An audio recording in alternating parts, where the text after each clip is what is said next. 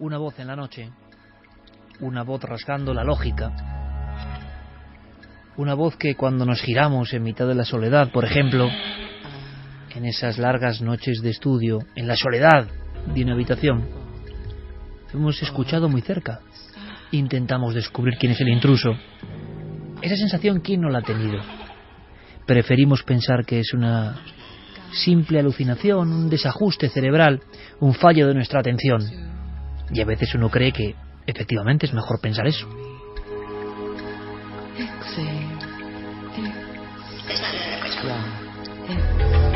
Sin embargo, la historia del misterio está llena de voces. Voces que interrumpen la vida cotidiana. Voces que llegan a obsesionar a los testigos. Muchas veces son casos únicos en la vida. Vamos a conocer algunos. Una sola vez. En otras ocasiones, las voces persiguen a una persona.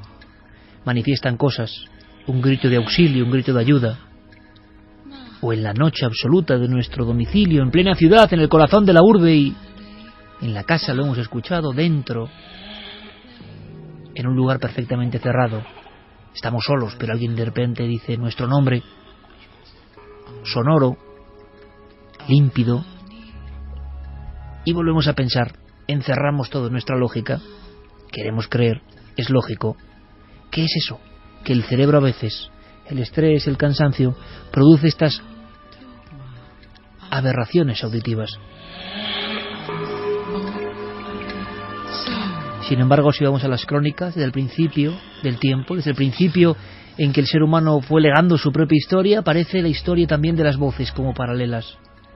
Voces que dan mensajes, voces que irrumpen con tal fuerza que cambian conciencias, voces que incluso fundan las religiones.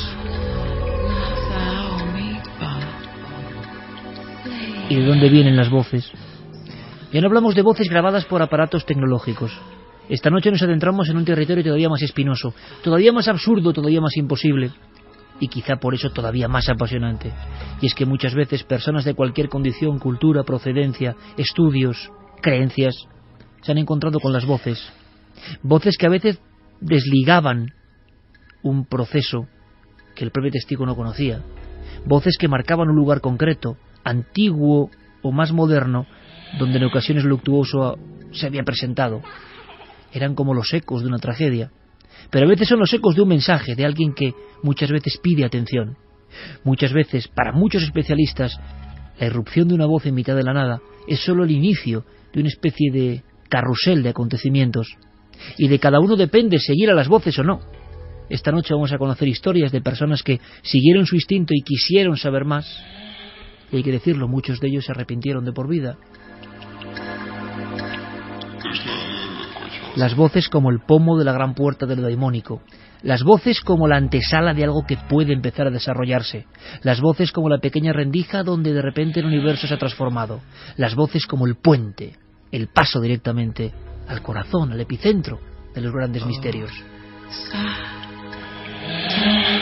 Voces susurrantes, voces agresivas, voces que parecen salir de dentro de algunas paredes. Por ejemplo, historias en el subsuelo de Madrid, cuando empezaban las obras del metro y las personas aterrorizadas oían el lamento, el alarido, y luego se descubría el cuerpo de uno de los obreros, prácticamente emparedado por una catarata de cemento, como una momia moderna.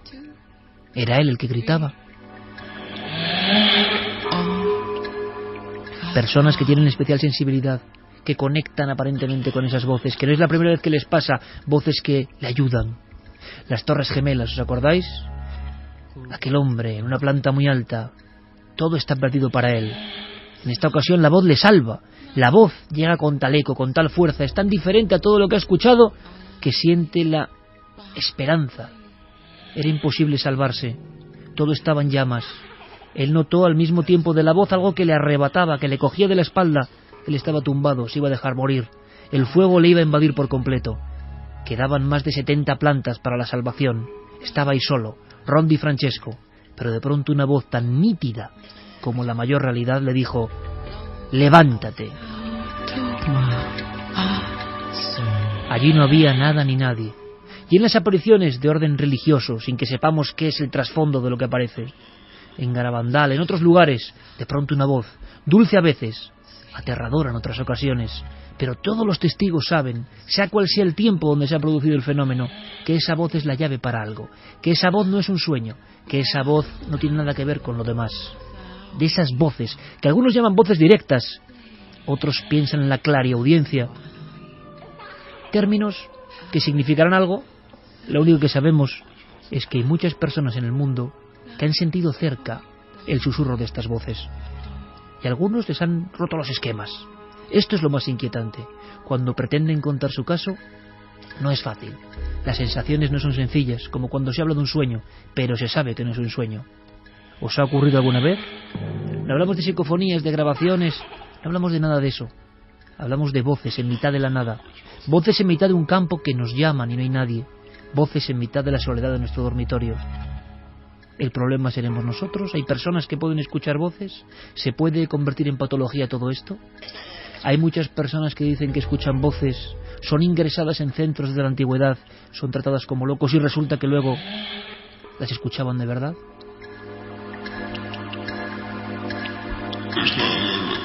¿Habla alguien desde el otro lado? Hoy hablamos de estas historias. Vamos a hacerlo con un caso a bocajarro, para que nos metamos todos de lleno en esta dinámica. Llegaba un mensaje. Como tantas otras veces, después del eco de la radio y de la televisión, llega una catarata de historias que vamos cribando.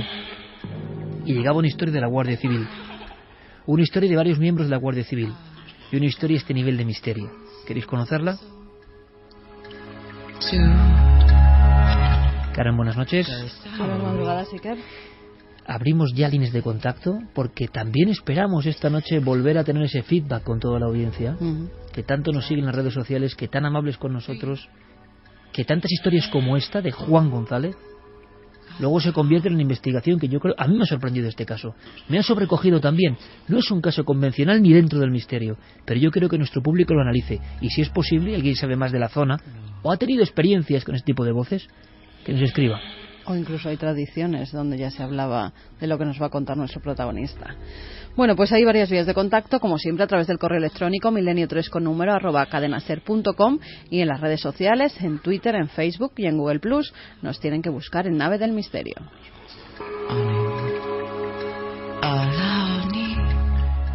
Javier Pérez Campos, compañero, buenas noches. Muy buenas noches. Clara Tavoces, buenas noches. Buenas noches. Vamos a hacer una investigación con la profundidad de la que seamos capaces.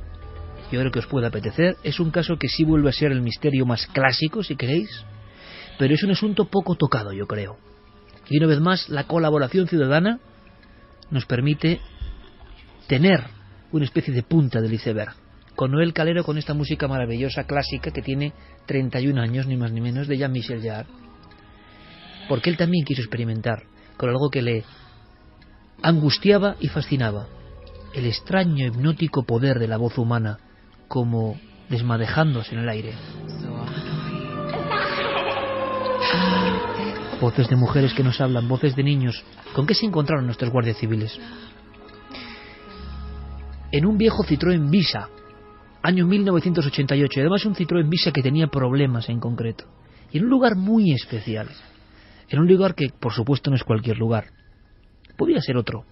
Pero era la zona gerundense de Ampurias, donde curiosamente están los primeros restos griegos en la península, los más antiguos, los más remotos, y donde hay templos mágicos. Los griegos sabían mucho de voces, de ensueños, de conexión con el otro lado. ¿Tendrá algo que ver? Hace no mucho tiempo, justo en el lugar a las afueras de ese cementerio, se encontró una vieja inscripción, una de las pocas, porque no hay muchas, sobre magia, alta magia y ritos de la cultura grecolatina.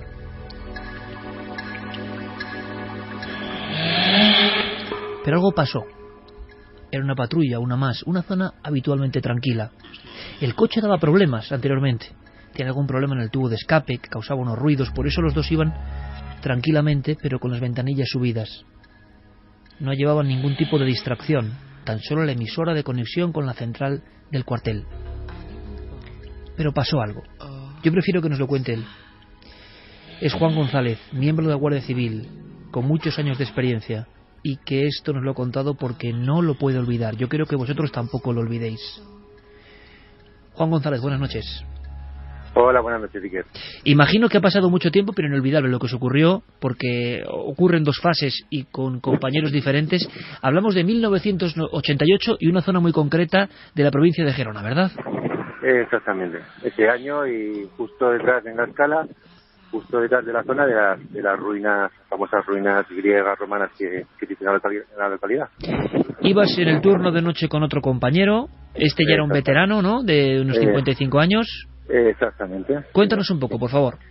Pues mira, sin más, aproximadamente las 12 menos 5 de la noche, y íbamos en silencio por una carretera que va por detrás de la zona que te hemos dicho y a la altura del cementerio de San Martín de Ampurias.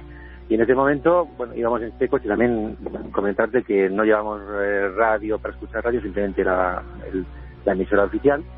En ese momento íbamos dentro del coche, fallados los dos, y dentro del coche algo irrumpió, y fue un silbido de una canción. Algo empezó a silbar dentro del coche durante 10 segundos, una melodía que era, por decir, agradable, y claro, duró unos 10 segundos. Cuando acabó, mi compañero y yo nos quedamos como diciendo, paramos el coche y hemos diciendo, ¿qué ha sido esto? ¿Qué ha sido esto? ¿Qué ha pasado? ¿Qué ha pasado? Miramos aparte del coche, claro, estamos los dos solos, un poco asustados, y bajamos del coche por si alguien hubiese estado cerca de la carretera, nos hubiese hecho algún tipo de silbido. No había nadie. ¿Lo escucháis los dos, Juan, al mismo tiempo? Sí, los dos reaccionamos al instante, e incluso, ya te digo, miramos hacia la parte de del coche como diciendo, es obvio, estamos los dos solos, ¿quién ha silbado? Y es un silbido humano, es decir, no es una composición, una melodía, sino es alguien que silba. Sí, es un silbido y perfectamente audible por los dos, o sea, ningún problema tuvimos de escucharlo perfectamente, sí. Y en ese momento, imagino que lo primero que pensáis es en algún tipo de deficiencia del propio vehículo, algún tipo de sonido mecánico de la propia ingeniería del vehículo, o ya los dos os dais cuenta de que es algo que nunca os ha pasado y que está produciéndose dentro del coche con vosotros. Sí, nos damos cuenta de que es algo totalmente anormal, claro, que nos quedamos, pues imagínate, estupefactos, porque no sabes cómo reaccionar bien. Sin más, nos bajamos del coche, nos preguntas por aquí, preguntas por allá, ¿qué ha pasado? ¿De dónde ha venido esto? ¿Cómo ha podido pasar? Y se me hace una linterna, inspeccionando sin más, o sea, por si hay alguien por ahí cerca o... ¿Tú te bajaste con una linterna para ver si había algún tipo de intruso o alguna persona...? Exactamente, como descartando lo que, bueno, que no tendría por qué, porque es que el vehículo fue interior dentro del coche y llevamos las ventanillas subidas y todo, o sea, era imposible que alguien desde exterior, o sea, el sonido fue dentro del vehículo, la canción fue dentro del vehículo, el silbido con la melodía fue dentro del vehículo. Perfecto, Juan. ¿Y entonces qué ocurre? ¿Que llegáis al cuartel? Entonces, aproximadamente a la hora y media tuvimos que volver a hacer una gestión al cuartel de la escala, y al llegar, pues el compañero que está en la oficina, un servicio que se llama de puerta, la atención al ciudadano nocturno, pues según llegamos mi compañero y yo, sin más, antes de decirle nada, salió a recibirnos, y con la cara un poco desencajada. Entonces ya lo notamos, que no era su forma habitual de comportarse, y nos empieza a relatar que una historia. Dice, oye, mira, sobre las 12:30 estaba aquí prestando el servicio y todo estaba cuartel cerrado, y alguien ha empezado a silbarme una canción desde el exterior. Alguien ha empezado a silbarme una canción. Este compañero se encontraba solo, y ya esa canción le infundió bastante miedo. No fue como nosotros, que no nos infundió tanto desasosiego, pero este compañero, no sé si iba a estar solo y ver que no había nadie, una inspección también del alrededor, no había nadie también a esa hora, y claro, nos contó esta historia, nosotros nos quedamos todavía más estupefactos, como diciendo, oye, pero que ahora ha sido 12:30, nosotros, entonces cuando le contamos lo que nos había ocurrido a nosotros, la cara de él pues fue todavía más blanca todavía, porque como diciendo, ¿qué me estás contando? O sea, no puede ser, o sea, ¿cómo cuadramos esto, no? Juan, ¿Cómo lo cuadramos? ¿Él la escucha en el exterior, está dentro del cuartel, o la escucha próxima? ¿Tiene alguna diferencia respecto a lo que escuchasteis vosotros? Pusimos en común, porque en ese momento pudimos recordar la cancioncilla, lo tiempo que duró, y pudimos más o menos silbar recordándola, y él también dijo que creía que era exactamente la misma. Juan, y estáis los 3 miembros de la Guardia Civil en aquel momento, año 88, repito, es una anomalía, algo que ha pasado, una supuesta casualidad, pero ¿cómo es vuestra cara o cómo recuerdas tú el instante en que los 3 compartís esa información allí en el exterior del cuartel? ¿Cómo os quedasteis? Pues la expresión, ¿cómo te podría decir? Pues estupefacto, no sabes encajarlo, o sea, no sabes encajar, como dicen, a ver, nos ha pasado algo que no es normal y no lo sabes encajar. Y pasa el tiempo, Juan, y coincides con este testigo que estaba en el cuartel de La Escala, un compañero que os cuenta antes de vosotros decir nada su experiencia, y lo que se convierte en casualidad pasa a la segunda fase más todavía preocupante, ¿no? Porque ya os encontréis con algo, vivís una experiencia auténticamente terrorífica. ¿Qué ocurre? ¿Por qué coincidís? Y podéis ir al lugar de los hechos, ¿no? De alguna manera os va llevando todo a las cercanías, en este caso del cementerio de San Martí, está a 1 kilómetro de distancia, sí, el lugar donde ocurre. Sí. Cuéntanos dónde es exactamente y qué pasa, por favor, te escuchamos. Bueno, pues exactamente, pasaron los meses y por casualidad pues coincidimos otra vez un turno de trabajo de noche, pues coincido con este compañero que fue el que estaba en el acuartelamiento aquella noche solo. Y bueno, y en fin, pues normal, en la noche da mucho tiempo para hablar de todo y sale el tema de conversación, y bueno, y nos surge pues sin más la curiosidad, en un momento pues de tranquilidad, patrullando por la zona, pasamos por la zona de donde ocurrieron los hechos y sin más, pues un comentario, oye, vamos a acercarnos al cementerio de La Escala, sin más, por curiosidad, pasamos por allí, damos una vuelta y a ver si oímos algo, ¿no? Nos desplazamos al lugar, llegamos hasta la misma puerta del cementerio con el coche patrulla, bajamos las ventanillas, apagamos el motor y sin más, en un momento curioso, digo, oye, vamos a ver si escuchamos lo mismo, ¿no? Por casualidad, a ver si sucede otra vez lo mismo. Y en ese momento, a los pocos segundos de estar en silencio, un fuerte golpe nos sobresalta, algo nos golpea el Nissan Patrol, que era en cuestión del vehículo, algo golpea el Nissan Patrol el techo en la parte de arriba. ¿Algo fuerte? Un golpe fuerte, seco, claro, nos sobresalta, estamos en completo silencio, había un completo silencio alrededor, no había tráfico, no había nada.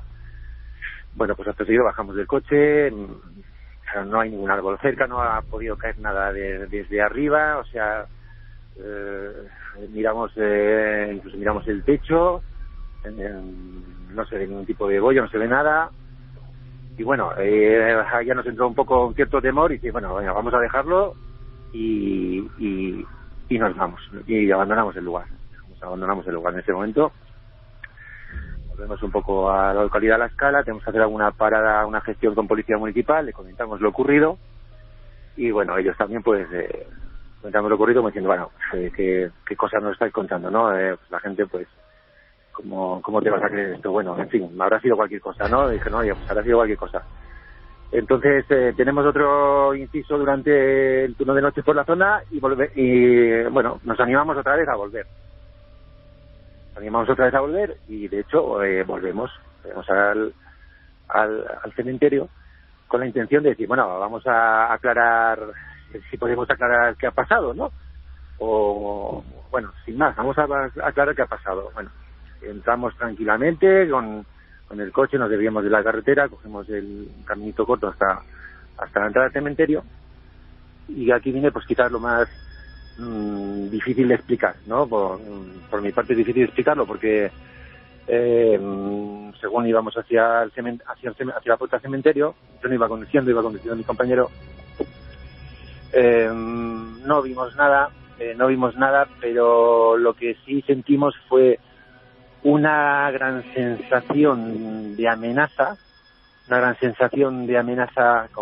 es que yo no te lo puedo escribir. Algo nos estaba amenazando, es que es difícil expresarlo, es como si hubiese un muro invisible delante nuestra, amenazante, que nos estaba diciendo que nos teníamos que marchar de allí. Es una presión, todo esto sin hablar entre los dos, o sea, yo estaba sintiendo una presión y estaba pensando, yo no puedo aguantar esto, no puedo aguantarlo.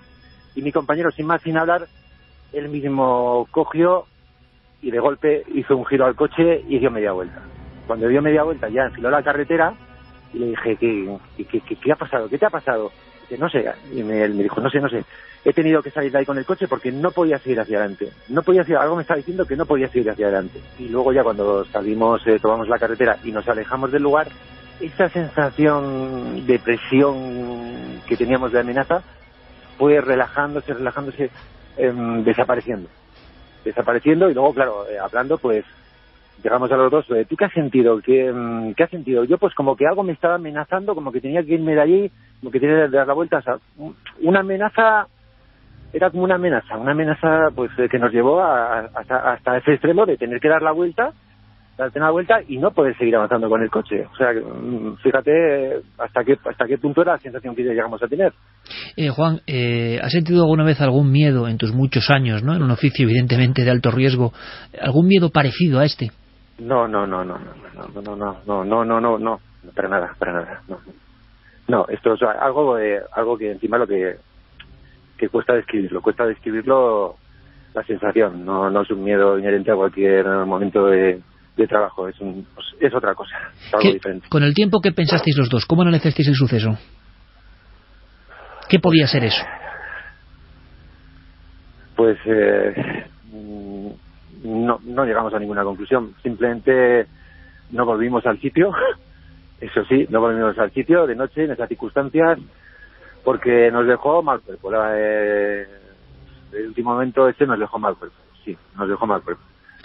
Juan González, lo agradecemos muchísimo porque una vez más es un acto de valentía contar estas cosas con total normalidad, cosas que no se olvidan y cosas que sabemos que han ocurrido y esta noche lo vamos a comprobar muchas veces, como si fuera el inicio de algo que va a ocurrir, el inicio de un mensaje, pero en este caso la corazonada, la intuición, la sensibilidad, lo que sea, hizo que estos dos miembros de la Guardia Civil abandonasen un lugar, quién sabe si porque el misterio se iba a manifestar, ¿no? Pero parece que es la sensación que da.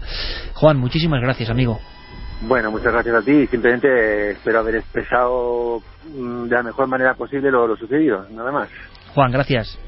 Muchas gracias a ti. Toda la actualidad en torno a nuestros programas en navedelmisterio.com, el portal hacia lo desconocido. Búscanos también por Nave del Misterio en Twitter, Facebook y Google+.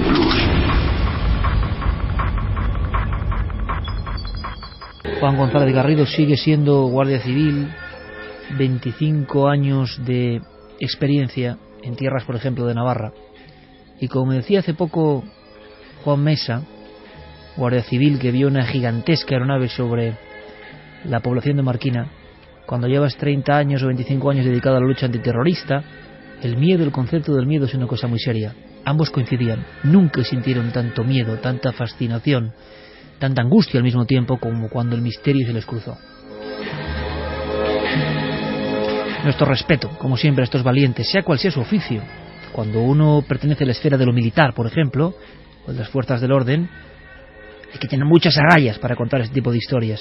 Ellos no hicieron parte oficial porque, ¿para qué? No había habido defectos en el coche, no había defectos en el lugar, pero la presión casi asfixiante, como si un cuerpo se te pusiera encima prácticamente, unas manos te agarrotaran, confirmado sin hablarse por los dos testigos, eso no lo olvidan. Y esa sensación, que no es una voz en sí, pero que resuena en sus cabezas, algo así como marchaos de aquí, que por cierto es un mensaje que en este asunto de las voces constantemente se repite. Hay dos tipos de mensajes: ayuda o ven, y el segundo, márchate de aquí.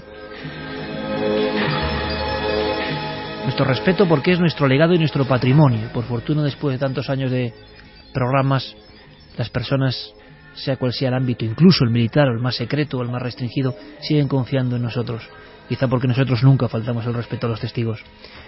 Ahí está el documento, ahí está la sensación, ahí está una vivencia tan rara, porque no es una voz, ojo, yo me estaba imaginando, intentaba con él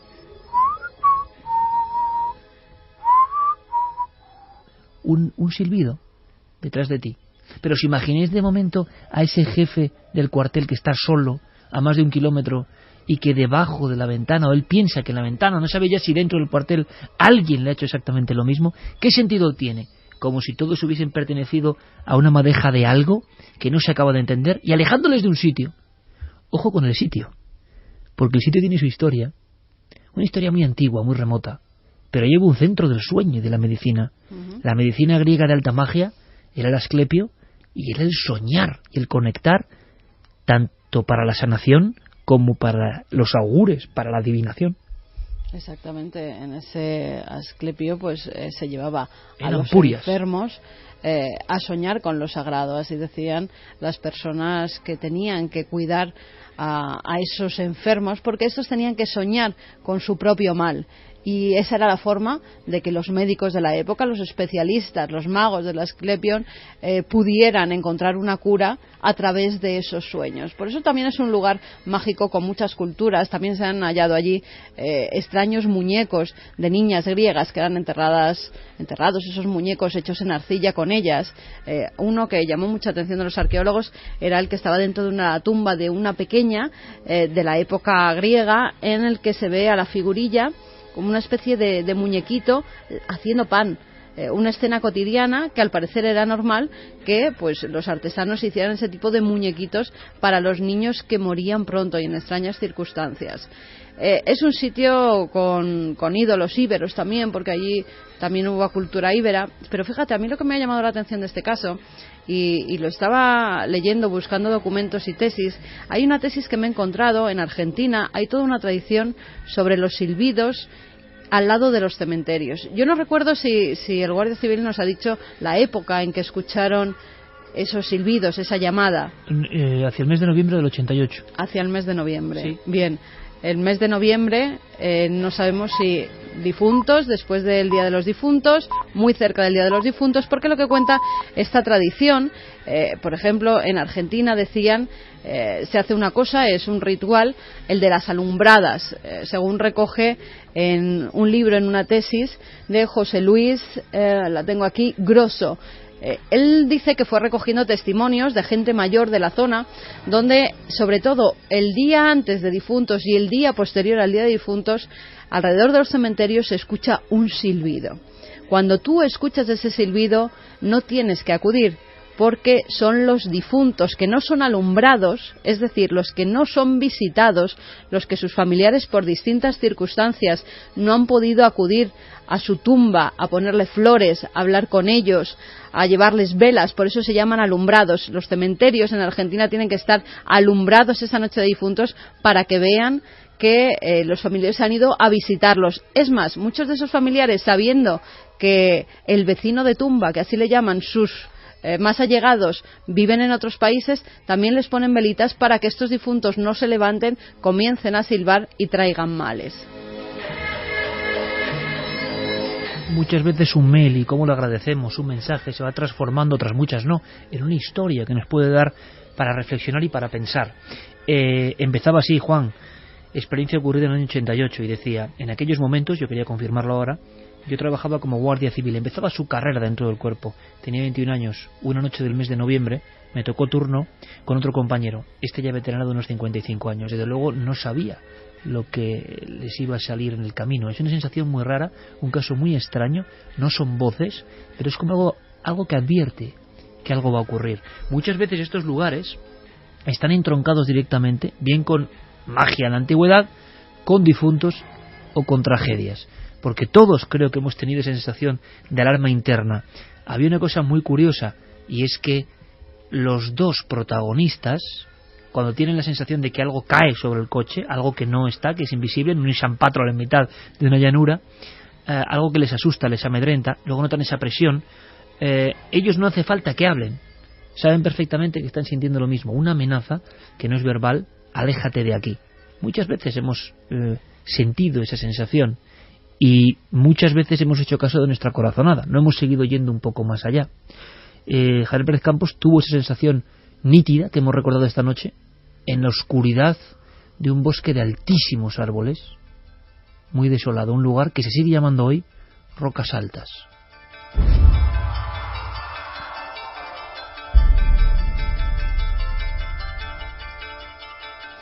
En la pacífica isla de Ibiza, que tiene leyenda y fama de que no hay ningún animal venenoso y que iban los lugareños de la antigüedad a darse sus sales curativas y a realizar sus acciones, digamos, de purificación.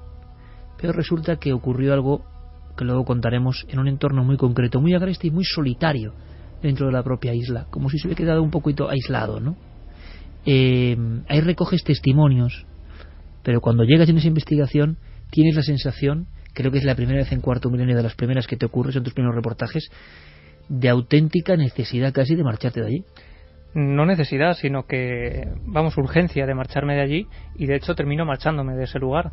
Es efectivamente en la montaña, en una zona conocida como Rocas Altas, uno de los puntos más altos de esas montañas, un lugar muy complicado para acceder a él, que hay que ir bordeando un precipicio, está a más de 300 metros de altura, el coche va bordeando un precipicio, se queda en un descampado, es el último lugar al que puedes acceder con un vehículo, y desde ahí el ascenso pues dura unos 20 minutos aproximadamente por un sendero muy estrecho de tierra rodeado por completo de bosque.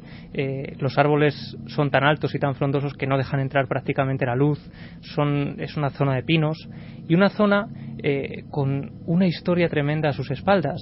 Ya los testigos desde los años 80 aproximadamente empiezan a hablar de que ese lugar es un lugar donde se escuchan todo tipo de cosas, donde se escuchan peticiones de auxilio en mitad de la noche cuando no hay absolutamente nadie, gritos de terror, gritos de espanto. Escuchan perfectamente los vocablos, es decir, las palabras perfectamente en el aire. No es solo un alarido, un lamento, un silbido, que era suficientemente inquietante. A veces un silbido es mucho más que una palabra, pero aquí en este caso es ayuda. Sí, es ayuda, son cientos de palabras que se entremezclan, palabras muy nítidas, voces de auxilio es una palabra que se repite. No solo eso, en ocasiones se grababa en cintas que aparecían tiradas por el suelo, nos contaban algunos periodistas de ese lugar, pero la mayoría de las veces eran escuchadas en vivo por los testigos, por la gente que acudía allí. Es un sitio por el que transita muchas personas porque al ser un lugar en plena naturaleza, la gente camina por allí, va a dar paseos, es una zona relativamente turística, pero precisamente por encontrarse en un rincón apartado, prácticamente inaccesible, cuando cae la tarde, allí no hay prácticamente nadie. Y eso es lo que hace que mucha gente, cuando empieza a escuchar voces, sepa que no es algo normal. Y yo estuve en ese lugar y, como tú decías, como anunciábamos, yo me tuve que marchar de allí. Estuve unos 20 minutos, tuve que sentarme un rato para tranquilizarme, porque es cierto que ocurría eso que algunos llaman silencio absoluto, un lugar en el que no cantan los pájaros, donde no se oye absolutamente nada, estás rodeado de vegetación, hay aire y sin embargo parece que en cualquier momento fueran a surgir esas voces que tantos testigos han descrito.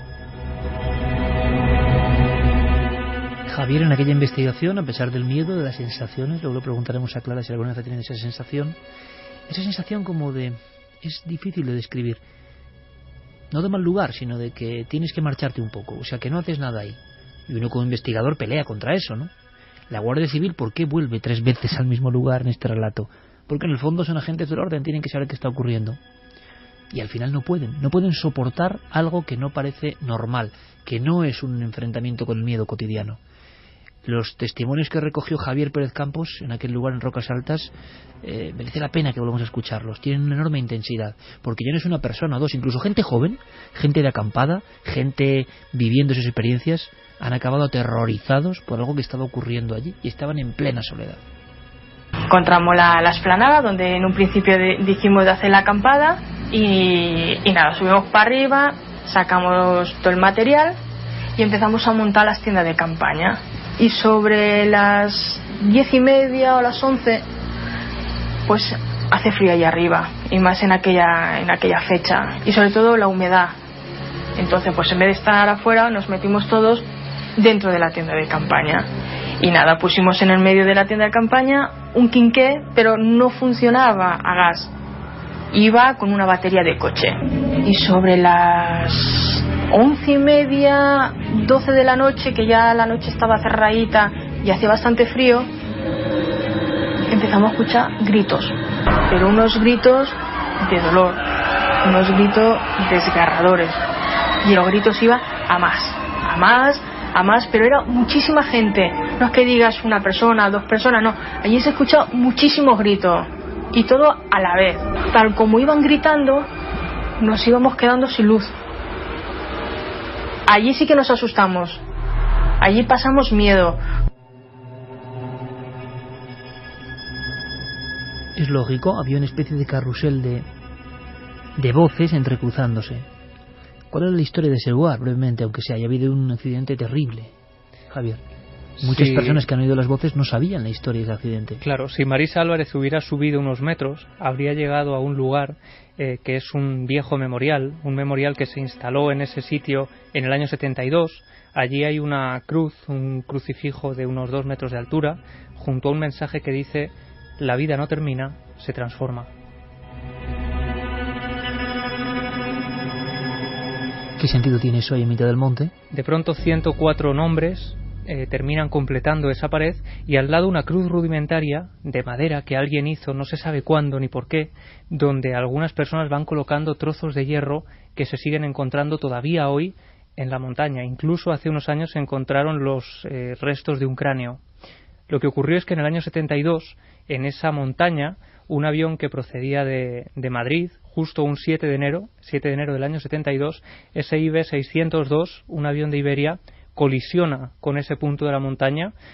Todavía hoy las causas siguen siendo un tanto desconocidas y polémicas. Lo que se cree es que el altímetro se volvió loco y entonces el piloto no sabía muy bien, con esa niebla tremenda que había, si estaba ya sobrevolando la montaña a suficiente distancia. Como no veía nada, creía que era el mar, esa niebla, y pasó rozando el pico, lo que hizo que el avión saltara en 1000 pedazos, explotara a solo unos metros de allí y acabara con la vida instantáneamente de esas 104 personas.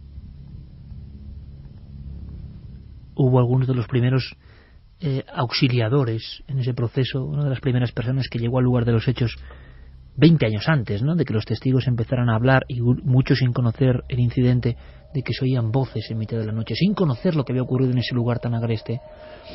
Si quieres escuchamos, aquí vamos a escuchar porque la descripción es tan gráfica de lo que se encontraron. Claro, es que las escenas que se encuentran allí pues prácticamente parecen de una escena del infierno del Bosco, ¿no? Porque se encuentran trozos de personas colgando de los árboles, hablan de algunos que quedaron partidos por la mitad por el cinturón, por el efecto del impacto y el cinturón, y una de las personas que primero llegó allí fue el periodista Nito Verdera, que todavía hoy, entrevistándolo y recordando él todo lo que se encontró, temblaba, y recuerdo perfectamente cómo se le humedecía incluso la mirada. Había impactado en el borde de un acantilado de Satalay que se llama Rocas Altas. El sol había ya descendido bastante, había un poquito de penumbra. Tenías que ir pisando y me di cuenta que estaba pisando grasa humana. Esa frase lo dice todo. Curiosamente, en el corazón del País Vasco hubo otro accidente que, ya era yo pensándolo, también estuvo envuelto de la polémica. Son accidentes donde al final no se sabe muy bien qué ocurrió. Lo que ocurrió fue la desgracia, ¿no?, de tanta pobre gente que pereció.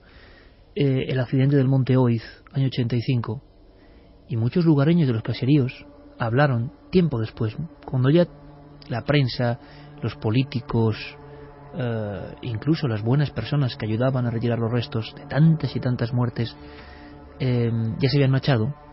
En la soledad, en la oscuridad, cuando cae la tarde, en el imponente Monte Oiz, con aquel repetidor en la parte de arriba y un avión que chocó contra el repetidor, y la escena igual que como ha contado por desgracia Javier Pérez Campos, cuando ya todo había pasado y era como un recuerdo borroso,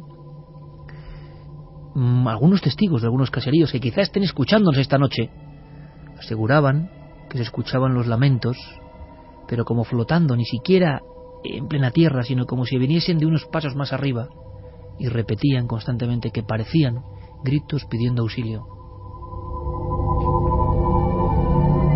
Recordábamos ahora, Carmen, casos que hemos contado como la terrible tragedia, la espantosa y dolorosísima tragedia del río Órbigo en el año 79, en Santa Cristina de la Polvorosa, provincia de Zamora, cuando cae un autobús con un montón de escolares y por desgracia muchos perecen, pero luego como otras personas que no sabían nada de eso, no veían cosas, describían como si la madeja de voces se hubiese quedado ahí.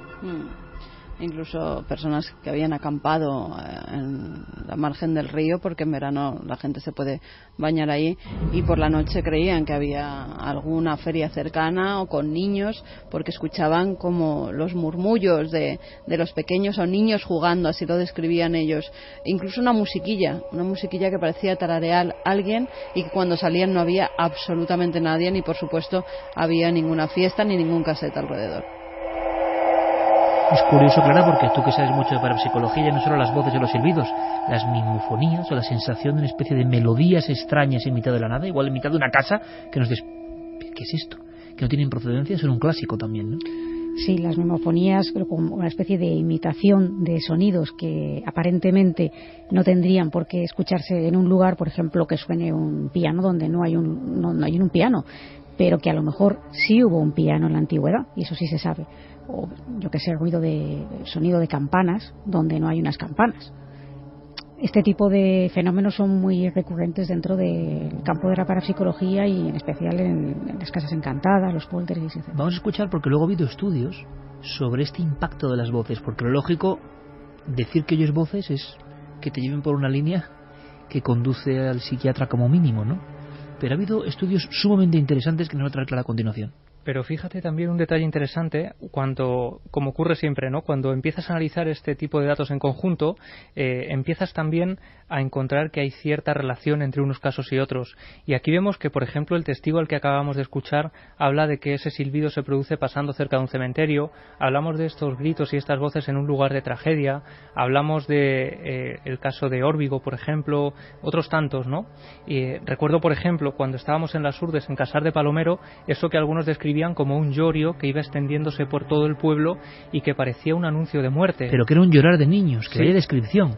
En mitad del pueblo, una especie de escandalera y llorar de niños que va atravesando el pueblo. Y que tiempo después se produce la muerte de un vecino. Siempre parecen estar relacionados con la muerte. Yo le he preguntado a Juan si después hubo algún hecho luctuoso dentro del cuartel o ocurrido algo, no lo recordaba, luego fue a otro destino y no lo recordaba. Pero podemos dar un salto mortal, sin duda alguna, porque esto es universal, es lo que nos interesa. Lo describían los griegos, los romanos, lo describían las culturas etruscas, lo han descrito todos, la sensación de, sin ver nada, ojo, sin que haya aparatos por medio ni traducciones de la tecnología humana, las voces que nos dicen algo. Y los dos mensajes permanentes, ven, ayuda o márchate. Hemos sentido en ocasiones, ¿no? ¿Tú, Clara, has sentido esa sensación de amenaza en algún lugar? Esa sensación de aquí no tengo... que peleas contra la propia fuerza de investigar y de saber y de querer buscar, pero la sensación, la corazonada, el sentido arácnido casi, ¿no? De tienes que marcharte de aquí. Sí, es más de una ocasión, desde luego. Y no hace mucho, este verano, en un sitio que no voy a decir el lugar, porque quizá es un sitio que tengo la esperanza de que podamos volver, pero que fui a título privado, y tuve la sensación de que ahí no pintaba nada y quizá no debía de estar ahí. Y para que un investigador que lleva toda su vida investigando en esto sienta que no pinta nada, yo sí he recordado en alguna ocasión una anécdota en el año 2004, si no recuerdo mal, 2004-2005, en la mítica Montaña Roja, ir subiéndola, Carmenillo, ir subiéndola, ir cayendo la tarde, que parece esa zona, ¿no?, de crepuscular, fijarnos en extraños signos que habían dejado con piedras, quizá eso sugestiona, pero llevamos ya a la mitad de la caldera de la Montaña Roja, donde tantas historias han ocurrido, que tienen que ver con ovnis y otras cosas, y sentimos, ¿verdad?, yo creo como nunca, una sensación sin decirnos nada, sin querer preocuparnos, de que teníamos que huir de allí, y lo hicimos, y lo hicimos, porque si algo aprende el investigador es a seguir fiándose de su instinto más profundo y lógico y racional, pero nunca nos ha ocurrido a ese nivel. Recuerdo en la carnicería interior del pueblo abandonado de Chile, de Humberston, que también ocurrió algo muy parecido. Decían que se veía la figura de un médico y un carnicero, enlutado, mejor dicho, con bata blanca, con batín blanco, como con mandil. Un delantal blanco de carnicero, de esos que utilizan para no mancharse de sangre cuando cogen las piezas de carne. Y estábamos allí, todavía quedaban los garcios, quedaban los carteles con los pedidos desde el año 46 y quedaban ahí escritos, y vamos adentrándonos, Carmen y yo, y esa sensación, claro, dices, es lógico, es más ilógico en Montaña Roja, que no pasaba nada. Hay lugares que nos mandan su mensaje particular. Es que quién sabe si quizá hace siglos estábamos más arraigados a estas voces y con el tiempo hemos ido neutralizándolas y convirtiéndolas en un simple presentimiento que no sabemos de dónde procede, pero que nos indica con fuerza que tenemos que irnos de un lugar. Fíjate que hace solo unos días, revisando revistas antiguas, no sé si era Horizonte o la mítica Mundo Desconocido, hablaban ya en los años 70 de una terrible adicción, de una adicción muy poderosa que se estaba generalizando y expandiendo por todo el planeta, y era la adicción al sonido. Cómo las personas, desde los años 60, del 67, cuando empiezan a implantarse los primeros cassettes, van pegados a sus auriculares, van alejándose del ruido que nos rodea, vamos haciendo cotidiano cosas que no lo son, músicas, programas de radio. Ahora hemos de alguna forma acallado la voz interior, y ahora, cuando esa voz nos habla, parece que somos incapaces de entenderla. Esto me ha gustado mucho porque casi te has adelantado. Da la sensación de que la coraza tecnológica de la que nos hemos envuelto, el mundo del entretenimiento, ha dejado a un lado, imaginaos, la enorme soledad o conexión con las voces del mundo del hombre antiguo, que le daba muchísima importancia a lo que escuchaba como señal, como significativo. Pero bueno, hemos hablado del llorio, por ejemplo, del llorar de unos niños atravesando una aldea de las Urdes. ¿Queréis que vayamos de las Urdes a Nueva York, a la Gran Manzana? Porque en el fondo, sea cual sea el origen, está ese temor del hombre a que de repente el ensalmo, la maldición, la advertencia ocurra. Quiero que escuchéis un sonido y luego Carmen nos explica qué sonido es, porque vamos a emitirlo no 2 veces, sino que se grabó desde diferentes teléfonos móviles. Aquí estamos en época de la tecnología y seguramente en el terruño más pegado a la tecnología junto con Tokio del mundo, ¿no? Y sin embargo, de pronto todo el mundo empezó a sentir miedo de unas voces, de una especie de lamentos, de largos alaridos. Es muy difícil escucharlos. Estos no son psicofonías, ojo. Es sacar tu móvil porque se está escuchando algo en una zona muy concreta. Le pido a Noel que baje la música y que intente subir al máximo. Vamos a ver si percibimos algo. Es muy difícil, ¿eh?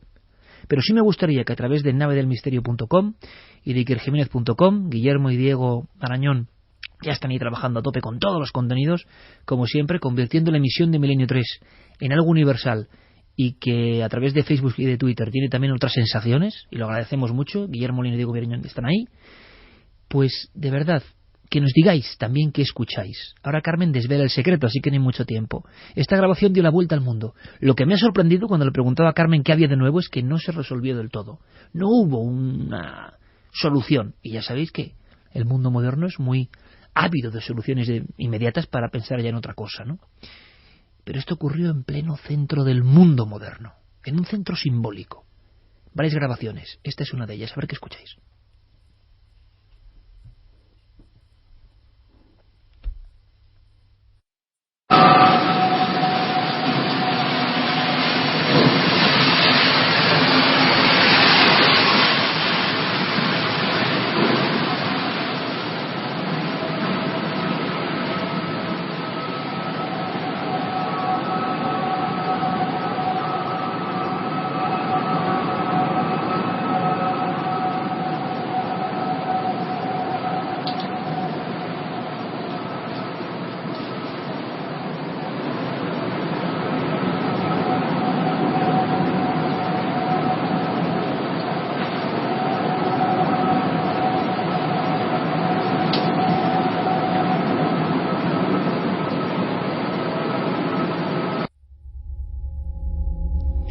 Y 21 minutos, esto es Milenio 3. Ahora, lo decía Clara y yo también lo pienso, el ham, o sea, me suena igual que el sonido es extraño, pero hay algún matiz que por lo menos en aquel momento, previo a que todo el mundo hablase de sonidos raros, le llamó la atención, sobre todo por el lugar donde fue grabado.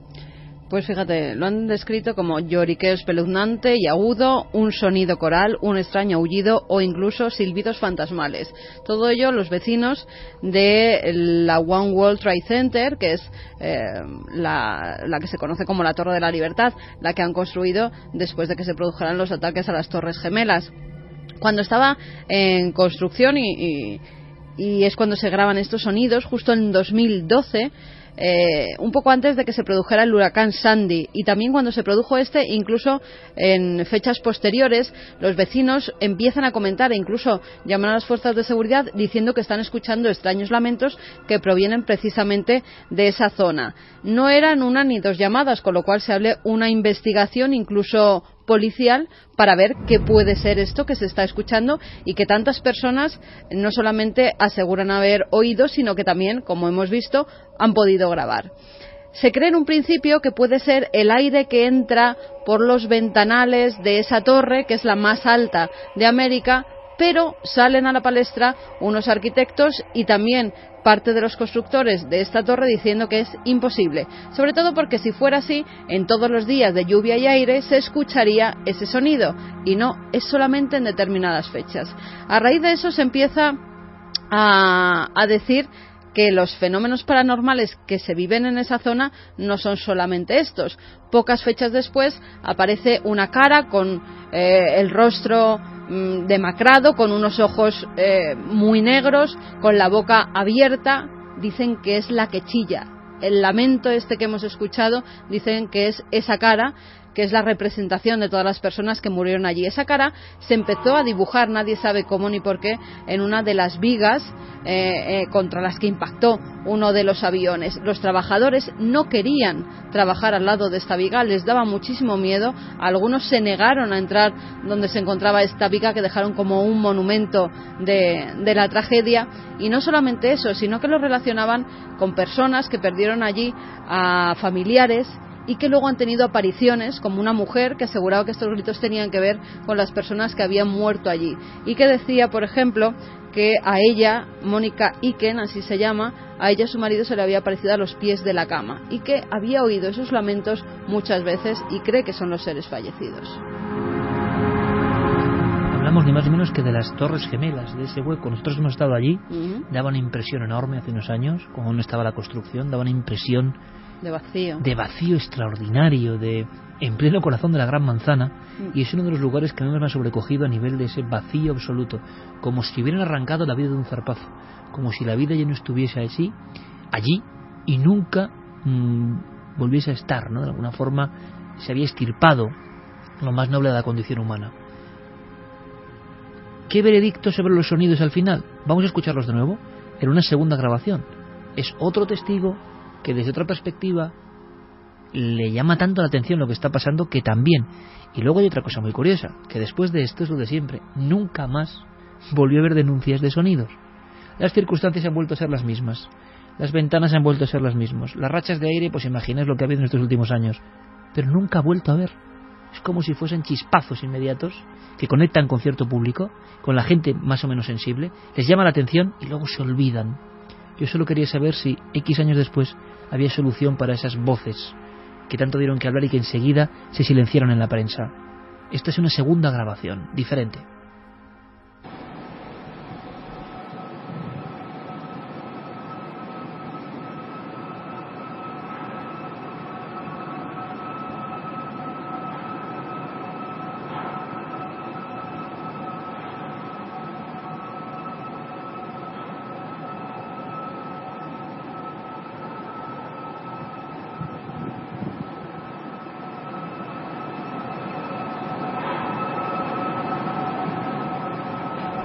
Se oyen como una serie de golpes, y esta, por ejemplo, al ser más lejana, parece como muy parecida al hum antes del hum, ¿no? Parece el sonido propio que luego se ha dado a conocer en el mundo, pero bastante antes. Las historias han seguido recorriendo el mundo. Hay personas especialmente sensibles. Me contaba Clara esta noche, tú sabes que hay personas que, al igual que le ocurre, por ejemplo, a Paloma Navarrete, cada uno puede pensar lo que quiera libremente, ¿no? Que ve las figuras, y desde luego Paloma no es la única, ¿no? Por cierto, mañana, en Cuarto Milenio, si queréis ver a un científico desconcertado, conectad con nosotros. Mañana, por desgracia, y lo voy a decir así de claro, por desgracia, porque para la audiencia es mucho más duro y es peor, vamos antes de las 11:30, por favor, estar muy atentos en Cuarto Milenio si queréis seguir lo que contamos, claro, si no, no. Pero hay un reto entre la sensibilidad, Paloma Navarrete por un lado, y la pura ciencia, pero ¿a qué nivel? De la ultraortodoxia. Manuel Martín Loveches, director área Neurociencia Cognitiva, Centro Carlos III, Universidad Complutense, un experto mundial en el cerebro, que muchas veces me preguntan, oye, Manuel, sus últimas obras son con Juan Luis Arzuaga sobre el cerebro, es una autoridad y es un gran amigo, un extraordinario amigo. Bueno, pues dijo Iker, yo me presto, quiero saber qué pasa con esta mujer, porque sé cómo sois y sé que las pruebas que ponéis son reales, que no deis ninguna información, quiero analizarlo todo y ver qué pasa. Por lo que yo sé, y mañana nos va a contar, pero por lo que yo sé y lo que he visto en lo que es la grabación de la investigación, va a haber sorpresa para el científico. Así que mañana, si queréis acompañarnos en Cuarto Milenio. Pero, como le ocurre a Paloma, Clara, hay personas que no es que vean. Esto yo no tenía... Ha sido una sorpresa para mí. Son clarividentes, ¿no? Pero el sentido... Clariaudientes. Clariaudientes es lo que voy a decir, ¿no? En vez de videntes de ver, de escuchar. Cosa que debe ser bastante angustiosa y alguien puede pensar, bueno, no, esto es una patología, ¿no? Bueno, ahí están los umbrales muy poco definidos. Pero cuéntanos la historia simplemente de este hombre que escucha voces, como en estas Torres Gemelas la que escuchó Ron Di Francesco, levántate. O como tantos otros han escuchado algo que les salvaba. Pues vamos a escuchar una voz salvadora. Sí, porque Aldo Linares, que también pertenece al grupo EPTA, al igual que Paloma, hacen un tándem muy completo, ¿no? Porque Paloma ya sabemos que lo que ella puede hacer o es capaz, según todo lo que vamos viendo a lo largo del tiempo cuando la conocemos, es ver. Pero Aldo, que también ve, tiene otra cualidad que es la clariaudiencia, es decir, él escucha. Entonces, claro, uno ve, otro escucha, pues se complementan muy bien, aunque también Aldo, como digo, también ve. Y Paloma también escucha. Claro. Lo que ocurre es que este hombre parece tener una sensación de sensibilidad especial con voces que están ahí sin ninguna personificación, ¿no? Voces donde no hay ningún tipo, lo que estamos analizando hoy, no hay ningún tipo de aparición, no hay ningún tipo de elemento externo, solo es una voz. Sí. Y él me contaba que la primera vez que escuchó una voz de estas características fue cuando tenía 7 años, cuando todavía pues él estaba jugando, y realmente escuchar voces pues en principio no distingues muy bien si son voces reales o que si es, o sea, tienes como, eres pequeño, ¿no? Y él ya notó como que esa voz no era la voz de papá y mamá ni de algún familiar. Esa voz parece ser que le ha ido acompañando, según me contaba, a lo largo del tiempo, y es una voz que es la misma, es decir, podría llamarse una voz acompañante, ¿no? Y que en ocasiones le ha librado de algún peligro. Fue salir, estar cruzando la calle y de repente volver a sentir esa voz que me dijo detente. Entonces fue tan convincente que es que nuevamente repito la palabra convincente, pero ¿por qué es eso? O sea, fue tan convincente que me detuve y a los pocos segundos, pero muy pocos segundos, un coche se estampó a pocos centímetros de donde estaba yo. Si yo hubiese avanzado me llevaba de por medio. Cuando pienso que ese coche me podría haber partido las piernas u otra cosa, pues le agradezco a lo que está ahí que esa voz me tuvo el punto convincente de detenerme.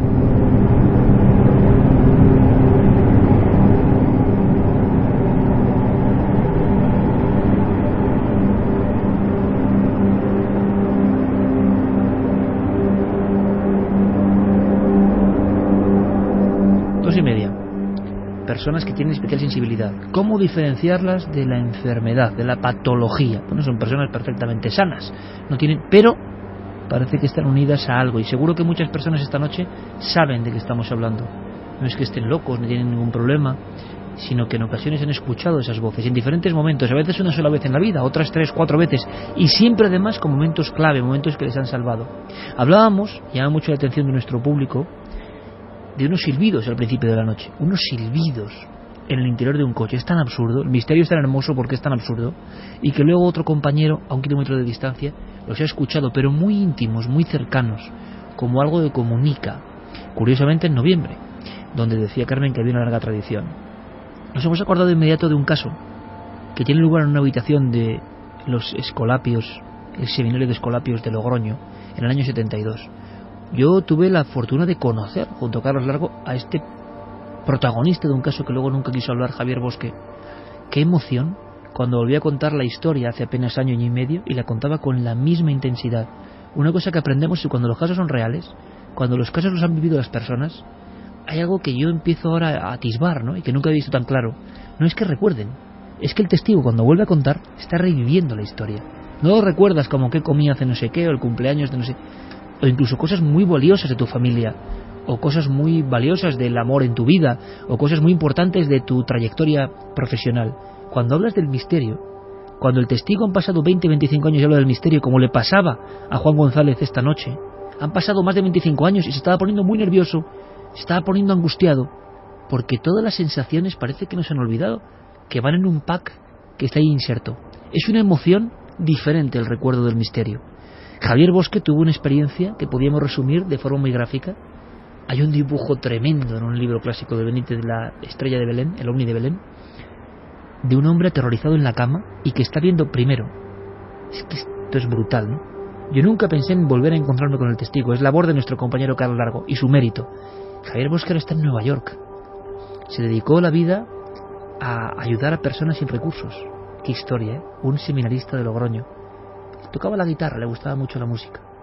Y había una ventana en pleno corazón de Logroño, en plena madrugada. Se había quedado hasta muy tarde.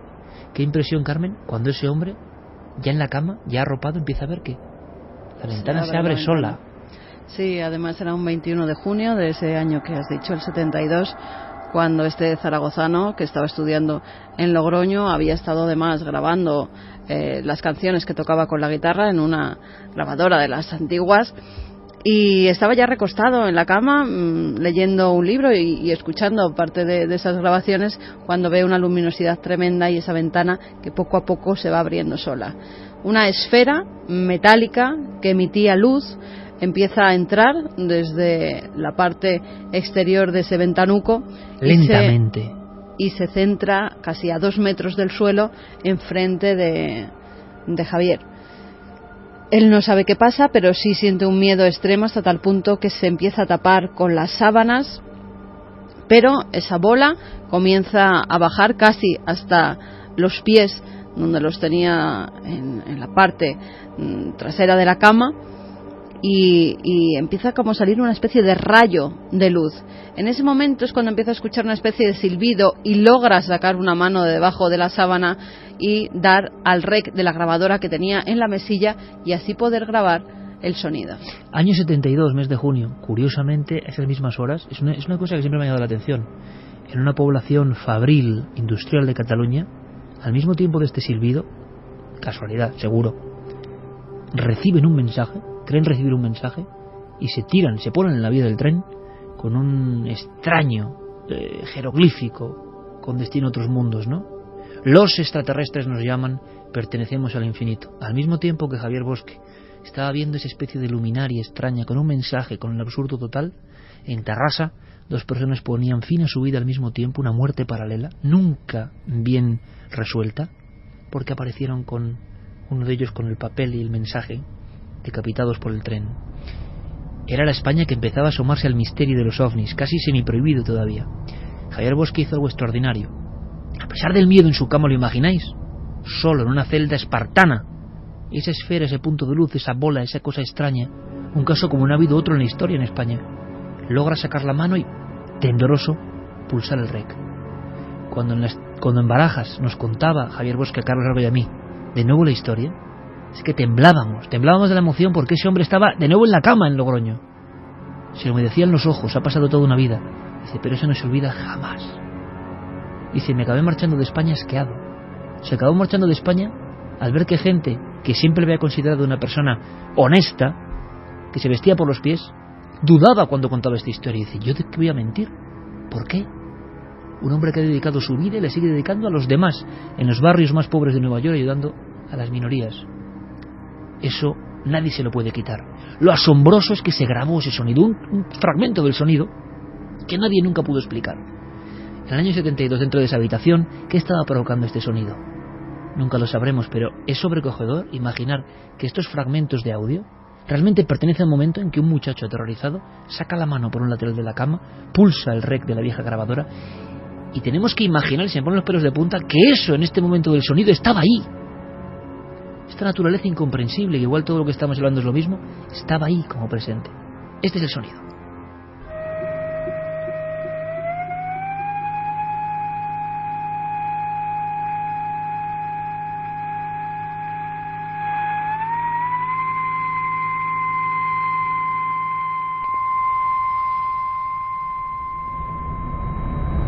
Unas fluctuaciones que nunca se acabaron de explicar, intentaron acusarla de que había hecho algún tipo de fraude, y esto al bueno de Javier Bosque, cuando uno hace un seguimiento y ve que 40 años después, se dice pronto, alguien está dedicando su vida a los más pobres, se da cuenta de que uno desde luego no iba por la vida de broma. Su ejemplo vale y él se sintió indignado, porque hay gente que tiene honor, claro. Ahora parece que, no sé, pero hay gente que cree en su propio honor y en el honor de las personas, y entonces él lo sintió como una especie de agravio. No pudo comprender por qué de repente las personas le ponían en duda. Ahí quedó el sonido, nunca se resolvió, jamás. Se llegó a analizar por parte de la Armada incluso. La bola tal como entró, lentamente salió y él vio como después en el cielo rápidamente se iba, se difuminaba y la perdió de vista para siempre. Yo les decía a los compañeros que hablásemos de este tipo de sonidos, este tipo de voces, de advertencias, pero aquí hay un aparato que logra grabar. No estamos hablando de psicofonías, pero a los pioneros de la psicofonía, a los que empezaban en este campo en España, en esas mismas épocas, es curioso, también algunos tuvieron increíbles experiencias. Ellos querían capturar las grabaciones de estas voces sin rostro, y a veces, y esto nunca se ha conocido, las voces directas, las voces audibles, esto que estamos contando, se les presentaba como antesala de lo que iba a ocurrir. Es lo que nos cuenta, lo que te ha contado Clara Luis López, entrañable amigo y pionero, ¿no?, en la historia de la investigación paranormal en España, que estaba con una compañía ilustre y que estaban examinando algo y de repente se hizo presente el misterio.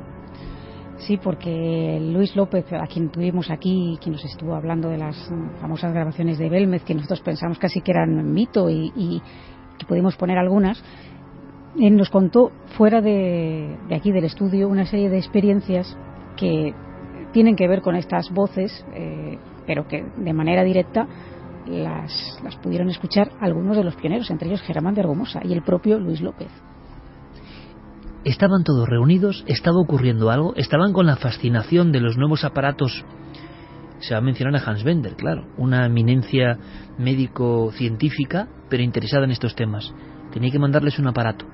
Y ocurrió algo que nos lo contaba con esta claridad nuestro amigo Luis López. Es historia de los fenómenos extraños en España. Estábamos practicando con un instrumento nuevo que nos habían mandado Hans Bender, que según Hans Bender mejoraba en las psicofonías, y estábamos en experimentación permanente para intentar mejorar los equipos, y habíamos colocado este aparatito en un magnetofón y estábamos en casa de Argumosa, de Germán, y estábamos intentando poner en marcha para ver si escuchábamos una psicofonía, y lo que ocurrió fue muy sorprendente porque salió una voz totalmente audible y fuerte que decía: eso no es así, transfórmalo. Y lo volví a repetir: eso no es así, transfórmalo. Se quedó grabado en el magnetofón, pero lo oímos pues con una voz clara y fuerte, y nos quedamos pues enormemente sorprendidos. Era de hombre y estoy intentando imitarla un poco, porque además era clarísima, no era como muchas de las psicofonías que son confusas, no, era clarísima, y además decía exactamente así: eso no es así, transfórmalo. Casi como el que da instrucciones, porque lo que se está formando allí en ese grupo y con ese instrumental va a ser importante para algún tipo de comunicación. Me imagino que ellos lo interpretaron así: una voz directa, en mitad de la habitación, haciéndose presente. Es algo tan incomprensible, pero ahora vamos a ver cómo algunos lugares, sobre todo con obras de acondicionamiento, y un caso reciente en Argentina en que ha sobrecogido a la población, en Rosario. Esto a veces pasa, es inaudito, yo lo sé, es increíble, pero ha ocurrido. Ha pasado varias veces. En Granada revisábamos la hemeroteca en los años 30, junto a un puente de la ciudad de Granada. Hay un gran escándalo con media ciudad escuchando lo que parecían unos alaridos que surgían del propio río.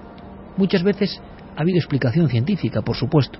Otras, estos asuntos de las voces que claman o que dicen o que indican, se han ido perdiendo y al final no hemos sabido qué ha ocurrido. Yo no sé si hemos recibido algún mensaje de algunas personas que han tenido experiencias de este tipo. Pues mira, William Ramírez dice que trabaja en el campo, que es agricultor, y en varias ocasiones ha sentido un grito llamándome. En ciertas ocasiones tengo que detenerme a mirar quién llama, pero no hay nadie. En otras ocasiones es extraño y me inquieto, pero luego regreso a mis labores. Ese sería el caso arquetípico, ¿eh? Alguien, por ejemplo, trabajando solo en el campo y escucha algo y está solo. Estoy recordando el caso de Eusebio en las Urdes, en mitad de la soledad absoluta del sembrado. y antes de que apareciese algo escucha una voz que es tremenda, ¿no? A tu espalda, pero con el pleno día de sol, solo, tú solo, pero claro, con una distancia y que no hay nadie alrededor, y escucha detrás de él una frase que es tan incomprensible como las frases que suelen estar en torno al misterio, que decía: ¿es que no me conoces? Raiza Mosquera dice: hola milenarios, 2 veces me ha pasado, una cuando tenía 11 años, escuché que me llamaron 2 o 3 veces y en ese mismo momento moría mi prima, que había pasado un tiempo en mi casa y estaba embarazada, su bebé también murió, eso fue un día 31 de diciembre, y la otra cuando visité el campo de concentración de Birkenau, fue muy doloroso, sentí un silencio sepulcral. Piedad Nemo dice: buenas madrugadas, cuando estaba contando el testigo al que Clara hacía referencia, pues que han escuchado algo. Hay muchas personas que dicen que han escuchado algo cuando hablaba Aldo. Sí, Sonia también dice: soy la única que ha escuchado una voz que se ha colado en la grabación de Aldo. Clara, hay que decir algo. Sí, es verdad, se ha grabado cuando estaba haciendo la entrevista a Aldo, no ha sido desde la cadena SER, ha sido desde mi casa con un micrófono. Y bueno, pues hay un par de voces que se cuelan en diferentes momentos. Lo que pasa es que una de ellas no la vamos a oír porque es en un corte que no se ha emitido. Pero sí que luego yo, cuando estuve revisando la grabación, la vi y de hecho la aislé. Y no sé si la queréis poner, la tenemos. Vamos a dejarlo ya en el misterio. Vamos a dejarlo de momento en el misterio. Analizaremos, porque desde luego parece que hay personas que atraen ese tipo de voces, ¿no? Se graben o no. Diego Vítores dice: una llamada de auxilio o un alarido, en realidad como tal no escucho nada, pero me transmite algo muy oscuro y muy denso en cuanto a las grabaciones de Nueva York. Sara dice: no serán sonidos residuales del 11S, esa zona concreta debe ser un hervidero de voces y cosas raras. María Secas: y si no es ese sonido del ambiente, pero a mí me sonaba a un avión. Bueno, ha habido bastante gente que ha coincidido en que le sonaba como también las imágenes que se nos han quedado en la retina, ¿no? Como alguien cayéndose desde uno de los pisos muy altos de las Torres Gemelas y chillando. ¿Hasta qué punto la sugestión juega un papel ahí, o la memoria colectiva de imagen que tenemos, ¿no? Rebuscando dice: quiere parecer el viento rozando un tubo, una estructura, resonando, pero no es muy concluyente, muy normal no es, no parece de Ham. Muerto viviendo, ese sonido parece una especie de mantra que se difumina en el aire, es ciertamente intrigante. Ivonne Pérez: este año se cumplen 30 años de la tragedia aérea de Ois, en Vizcaya, sí, y los baserritarras escuchan aullidos. Sí, Paulino señor. Fernández dice: no llego a comprender por qué por la madrugada siento música en mi habitación y no tengo ninguna radio y se me eriza el pelo. Sara dice: mi madre oyó las del camping de los Alfaques en un baño público, salió de allí corriendo y se dio cuenta de dónde estaba. Estaba en un camping en los Alfaques, en un baño. En un baño de los Alfaques. Y empezó a escuchar alaridos y... Uy, Javi se ha Pues, puesto como un resorte. Sí, estaremos en contacto con ella porque me interesa muchísimo. Porque mucha gente escuchó esos sonidos, ¿no? Sí, no solo eso, sino la mítica historia de los periodistas del País que van allí un año después a escribir un homenaje de toda la historia y escuchan a unos niños jugando al escondite en la explanada que hay justo enfrente del camping, y resulta que esos periodistas no son los únicos que los han escuchado, y tiempo después yo encontré a testigos que hablaban de exactamente lo mismo, de ese mismo lugar, y que no conocían esas otras historias. Luego escucharemos... Nos mandaba Iker un mail, Alejandro Martínez, contándonos una especie de voz de aviso. Nos decía que era Nochevieja 1997 en la calle Tellería de Vigo, donde vivía entonces. Sacó a su perro Paco, un cachorro de 4 meses de gran danés, un cielo de perro. Lo saqué antes de irme a casa de la que era su novia, porque iban a pasar la Nochevieja, y decía que fue por una calle poco transitada alrededor del cementerio de Pereiro, un lugar que te da la libertad de llevar al perro suelto. Cuando Paco ya había hecho sus necesidades, pensé en subirle a casa y disfrutando de la calle, normalmente volvíamos a casa recorriendo el muro del cementerio, escuché una voz que me dijo al ver pasar un coche por allí: no lo lleves por ahí. No le hizo caso. Paco murió atropellado unos momentos después. Pasé toda la Nochevieja sentado en el lugar donde lo enterré. Nunca me he perdonado el no haber hecho caso a aquella voz masculina. Nos hemos quedado todos de piedra al mismo momento, porque da la sensación de que algo avisa, ¿no? Algo, pero quizá no hay tiempo. Algo avisa de lo que está a punto de suceder. uno de los firmantes, con esos nombres que os ponéis, que son a veces muerto viviente, creo que era, ¿no? O muerto que vive. Sí, bueno, es que muchos piensan que realmente es un muerto que vive, ¿no? Claro, sinceramente es la hipótesis más sencilla, la que podemos acudir y quizá no sea la más profunda y más auténtica. Pero fijaos, hasta en Madrid, hasta en pleno corazón de Madrid, cuando empezaba la odisea del metro, claro, se horadaron kilómetros y kilómetros de zonas no tocadas, o de zonas donde habían pasado cosas, o de zonas donde había habido luego accidentes. Uno de los más célebres, esto simplemente es como apunte para la historia, es el del caso de las voces que durante meses mantuvieron casi en pánico y fueron comidilla en Tirso de Molina, concurridísima zona del metro de Madrid. Pues en Tirso de Molina ocurrieron cosas, y no lo cuenta cualquiera, lo cuenta nuestro amigo Ángel del Río, cronista oficial de la villa, y lo cuenta como una crónica periodística. Fue un suceso que tiene dos lugares comunes, dos denominadores comunes: el miedo que produjo, y ya lo estáis imaginando, ¿no?, la nula conclusión a la que se llegó, y el posterior olvido. Nosotros no queremos ese olvido y lo recordamos. Pues escuchar unos gritos desgarrados, sobrecogedores, gritos que pedían auxilio. Ellos creían en un principio que se podía haber quedado algún compañero atrapado en algún muro, corrieron hacia el lugar donde procedían esos gritos, y lo único que descubrieron al tirar un muro es que había el cadáver de una persona, probablemente que había muerto emparedada, y que podía haber incluso más gente que hubiera sufrido la misma suerte. Pero una vez retirado el esqueleto de esta persona, que nunca se llegó a identificar, nunca se supo quién era ni de dónde procedía, pues todas las mañanas, cuando la calma reinaba un poco en las obras, escuchaban los gritos desgarradores, sobrecogedores, y bueno, y no sabían la procedencia. Incluso llegaron a decir que podían ser de una ermita cercana, y que junto a esa ermita pues pudiera haber habido un cementerio. El caso es que era inexplicable. Empezaron a hablar ya de fantasmas en las obras del metro del Tirso de Molina, y así como llegaron esas voces sobrecogedoras, pues desaparecieron cuando se terminaron las obras. Ayúdame, por favor. Ayúdame. Ayúdanos, Beverly. Hola. ¿Hay alguien ahí? El payaso no está aquí. Todos lloramos. ¿Quiénes sois? Yo soy Vicky. Yo soy Marta. Somos todos niños muertos. Ayúdanos, Beverly. Te necesitamos. Ayúdanos, por favor.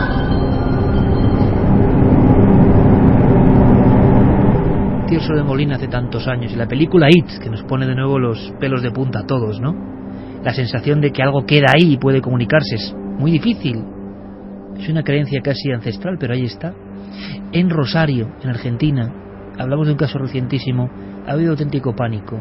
En un sistema de alcantarillado, como suena, unas voces, unos alaridos que piden auxilio, piden ayuda, acérquense, ayuda, han motivado un gran revuelo. Y luego, como siempre, el olvido. Nosotros hemos querido volver un poco a reinvestigar con un corresponsal fabuloso que seguro nos va a dar buenísimos reportajes de ese país. Los testigos, brevemente, hablaban así. Y yo escuchaba que una chica gritaba desesperadamente, que pedía auxilio, y preguntaban, ¿sos Rosa? Y ella contestaba a lo lejos que sí. Era lo único que se escuchaba. Una chica que se identificaba y que decía auxilio, y los testigos han llegado a escucharlo. Pero es que los bomberos, la municipalidad de bomberos en Rosario, hacen las labores de desatranque, digamos, o de inspección, y aseguran que los vecinos están hablando de voces. Se realizó un rastrillaje utilizando linternas. Recorrimos más o menos unos 20 metros la fosa, desde la boquilla del ingreso hasta ambos laterales, tanto para el oeste y al este. Y era hasta que comenzó a subir el agua. Y ahí, cuando arribamos acá, hubo testigos que afirmaron que sí, que escucharon voces. Las voces de Rosario. Javi, ¿qué sabemos de esta historia? Porque tiene un enlace con una triste noticia, ¿no?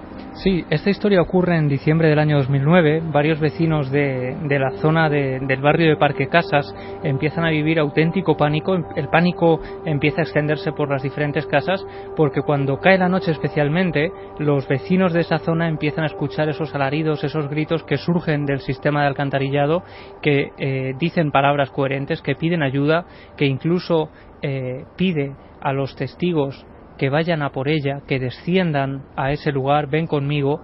y no saben muy bien qué es lo que ocurre. Esos bomberos llegan a rastrear después de la primera inspección unos 100 metros del sistema de alcantarillado sin ningún resultado, y al poco tiempo los vecinos empiezan a identificar esa voz con la voz de una vecina a la que todos querían, que es Rosa, una mujer que meses antes había ido a un arroyo cercano a la ciudad, al arroyo Ludueña, había estado allí con su familia y de repente cae al agua y desaparece para siempre. De esa mujer no hemos vuelto a tener noticia hasta el día de hoy, y los vecinos estaban impresionados por su pérdida, sobre todo cuando unos días después de esa desaparición empiezan a escuchar su voz procedente de esas alcantarillas. El compañero y corresponsal en Argentina, Fernando Silva, como gran sabueso de la investigación, ha reabierto el caso, ha preguntado a los vecinos, se ha ido prácticamente en primera mano saber qué ocurrió con todo esto, y la sorpresa es enorme. Las voces siempre decían lo mismo: me duele, no puedo caminar, quiero salir de aquí, me duele, no puedo caminar, quiero salir de aquí. Y lo que sí me dijo otro vecino es que estas alcantarillas estaban demasiado alejadas y tenían demasiadas trampas, se llaman trampas para evitar que entre demasiada suciedad desde el río, o que pase desde las calles hasta el río, y tenía demasiadas trampas cerradas como para que una persona pudiera pasar desde el río hasta la parte interna de la ciudad a través de las alcantarillas. Otra cosa que agrega misterio, porque sería imposible que Rosa hubiera pasado desde el arroyo hasta la parte interna del barrio en la ciudad de Rosario. Así que es un misterio viéndolo desde todas las aristas. Fernando Silva ha seguido investigando, ha hablado con personas de la municipalidad y se ha llevado la enorme sorpresa de que este caso, que parecía olvidado, sigue teniendo algunos testigos que hasta a finales del 2014 han vuelto a escuchar la voz pidiendo ayuda. Al hablar con la gente de la comisión vecinal, me recomendaron hablar con algunos vecinos del barrio que me contaron que sí, bueno, realmente se quedaron muy consternados con esta desaparición, siendo que esta persona era una persona muy conocida dentro de la población, y además uno de los vecinos me dijo que prefería no hablar acerca de este tema porque no hace mucho tiempo atrás volvía a su casa caminando en la noche y pudo escuchar otra vez el sonido del pedido de ayuda que salía desde las alcantarillas. Estamos hablando de hace poquito tiempo, en el año 2014. Seguirá atentamente la historia de nuestro compañero Fernando Silva. ¿Quién es John Reid, Clara? John Reid es un psicólogo clínico británico, pero que reside en Nueva Zelanda, y es autor de libros como El sentido de la locura, Modelos de locura, y él ha investigado mucho el fenómeno de las voces. De hecho, algo que parece muy infrecuente o muy raro, no lo es tanto. El 15% de la gente oye voces en algún momento de su vida. También nos dice que el 80% de las personas mayores de 60 años que han perdido a su pareja o algún ser querido lo oirán o lo verán en algún momento durante el primer año de duelo. Él ha hecho pues una serie de estudios precisamente por estar en Nueva Zelanda, en donde se da cuenta, donde se percibe que el fenómeno de escuchar voces en Occidente se interpreta directamente como un signo de esquizofrenia, y en esas otras culturas parece bastante normal y simplemente se recibe ese mensaje, sea de la forma que sea, y se sigue con la vida. Es más, en esas culturas no occidentales casi siempre tienen connotaciones positivas, no son mensajes agresivos o de atacar a otras personas o hacer daño a los demás. Sin embargo, en Occidente parece que las voces, cuando resuenan en la cabeza, bien sea por enfermedad o no, suelen dar órdenes completamente a la contra, ¿no? Sí, y por eso lo que, bueno, no es que está en contra, por supuesto, de la medicación, cuando dice que es necesaria en algunos casos en los que hay un ataque fuerte o esa persona necesita calmar esa ansiedad. Pero sí que, él describe que normalmente esas voces como agresivas tienen más que ver con un concepto de individualidad y no de mente colectiva como en otras culturas. ¿Este hombre llega a creer que esas voces pueden ser ajenas o que todo es un constructo mental? Él piensa que esas voces son un mensaje y que la medicación lo que hace es acallar el mensaje. Mensaje, siendo él un investigador, un científico. Sí, un mensaje que tiene que ver quizá con la propia historia de esa persona, y que escuchando ese mensaje lo que se puede hacer es integrarlo en la vida de la persona y acallar esa voz o integrarla, pero no acallarla a base de decir, ojo, esto que estás teniendo es una alucinación. Oliver Sacks es otro de los que ha investigado este asunto. Sí, Oliver Sacks habla además de voces que salvan vidas, y no solo eso, sino que cuenta cómo en algunos estudios del siglo XVIII, por ejemplo, se encuestó a personas sobre voces que escuchaban además de manera cotidiana, mientras hacían la compra, mientras estaban en casa, en situaciones completamente normales. Y un 7% de las personas encuestadas, que fueron además miles, confirmaron que habían escuchado estas voces. Él incluso relata el testimonio de una amiga suya, Lucy, que está a punto de suicidarse, y cuando va a hacerlo escucha una voz directa en el dormitorio que le dice: no lo hagas porque el dolor que estás sintiendo hoy no volverás a sentirlo. Bueno, este científico sorprendente que se han dedicado a estos parámetros desde la ortodoxia científica, y hablando de las posibilidades de la locura y de la esquizofrenia y de oír voces y de un sinfín de cosas y de cuestiones en las que no entramos, por supuesto, hayan trazado un camino también paralelo y se hayan interesado en la investigación. ¿Escuchamos? Sí, vamos a escuchar. Locura es una palabra que usamos en todas las culturas para describir a personas que tienen experiencias que la mayoría no tenemos, como oír voces que las demás gentes no oye, como tener unas creencias muy sólidas, pero inusuales,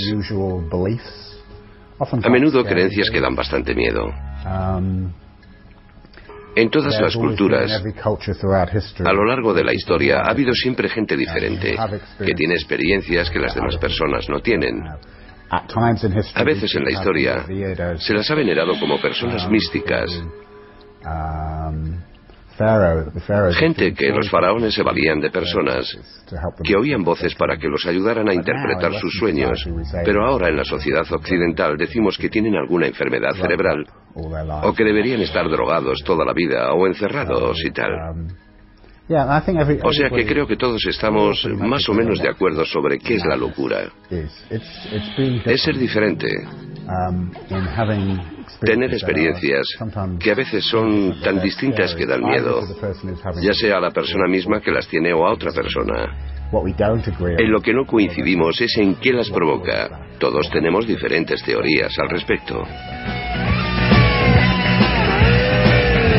Este científico habla quizá de una larga estirpe, ¿no? Antes eran los faraones, los sabios, personas sensibles. Ahora las personas sensibles no se les venera, se les persigue, y quizá tengan una verdad. Las voces siguen siendo una conexión con el otro lado. El otro lado de la información viene ahora, con nuestro compañero Carlos Cala y todas las noticias aquí en la SER.